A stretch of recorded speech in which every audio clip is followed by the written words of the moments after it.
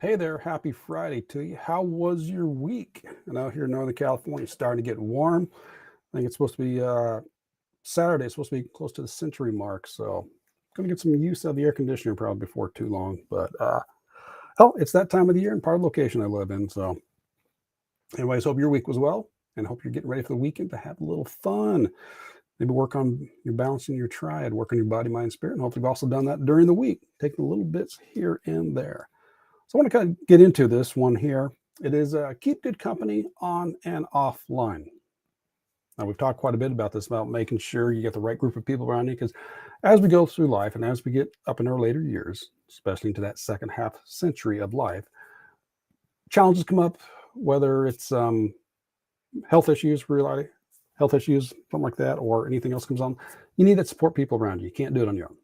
Or if you do, it's going to be more of a struggle than if you got the right people around you. That's one of the key things, is having the right people around you. So you want to make sure you get the support group, and you're better off with quality over quantity.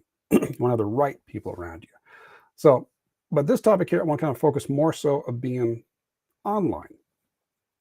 And social media has been great because you get to connect with people all over the world you wouldn't have had a chance to do with any otherwise. You get a chance to reach out and find people who got the same interests as you do. You can ask, and you can get into these groups, like social media groups. You can ask questions, get support, find answers, and in turn, you get to do the same thing. So that can be a great situation. However, not everybody treats you the same. Not everybody treats you well. I seen this little blurb. It was on Instagram. It was part of a podcast with Gabrielle Lyon. I don't remember who the woman was, but she said it. She goes, social media has helped us create what was it? Or it basically creates a bunch of cowards, because people will say things hiding behind a keyboard they would never say to your own face. And I kind of, when she said that, it's like, yeah, I can kind of see that, because I've seen that for a while, and I'm sure you have as well. Maybe you've even done it. There's things you'll say on the keyboard, kind of almost sort of anonymous online, but you wouldn't say it to the person's face. So I'm involved with a number of Facebook groups that are health related, motorcycle related, and at times somebody asks a question in there, and it will blow me away sometimes the responses people give, being negative, being condescending, which is where, again, they might not say that to your face, or they might do it they can add the tone, the written word, I'm sure you've seen this before, the written word, you can only control what you write. You can't control what the person reading it interprets. And that's sometimes the difficult thing. I'm sure you might have got some issues with that, where someone wrote something, you interpreted one way and had nothing to do with their meaning. You just said this is what it means, and probably vice versa as well. I've had times I've written something like, where in the world did you get this meaning at? What do the words say? Anyways, get back on track here. But within those groups, a lot of negativity. Now, on the other hand, I'm in part of groups. You heard me talk with Martha Krejci, and her groups, very supportive, is she doesn't like the tolerance. She doesn't like the negativity there. You start being negative about people, one warning or something like that when they're, and if not, you're kicked out of the group. You want to, especially with some of the topics we deal with there, like, for example, 11-day jumpstart. It's a supported environment. People are going through health issues at times.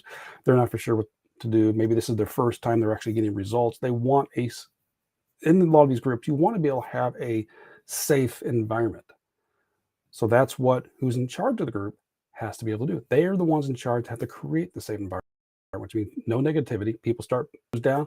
You got to draw a line. You got to make sure, catch it, say, okay, stop doing this, and get rid of the group. So that's just what I want to be aware of, is making sure, if you are involved, especially if you're actively involved in some of these groups, what is the environment like? Are they in positive? Are they being supportive? Or can it be negative? Can it be rather hostile?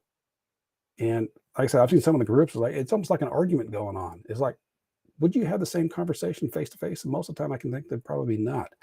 It's just someone can ask an innocent question. Like, I know, for example, say motorcycle group.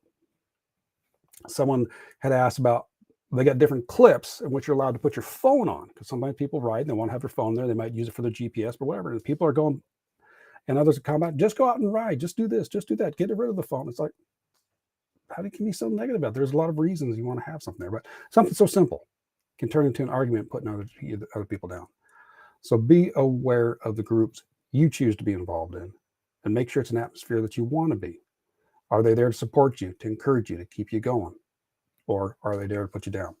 And again, it has to be with who's in charge of the group, what type of culture they create, and whether they monitor it and enforce. And I guess you can say enforce it, but they want to make sure they keep the rules and want to keep it happy place. So if someone starts stirring bad blood up, they cut them out.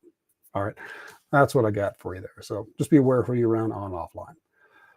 And if you want to get into a group, in the description of the link, in the description, there's a link to my Facebook group where I get some free trainings in there to help you out with your health and wellness, where you're free to ask questions and whatever chances, whatever you're dealing with, and at least maybe get a chance to point you in the right direction. But anyways, have yourself a great weekend. I will catch you on Monday. So take care and balancing to you.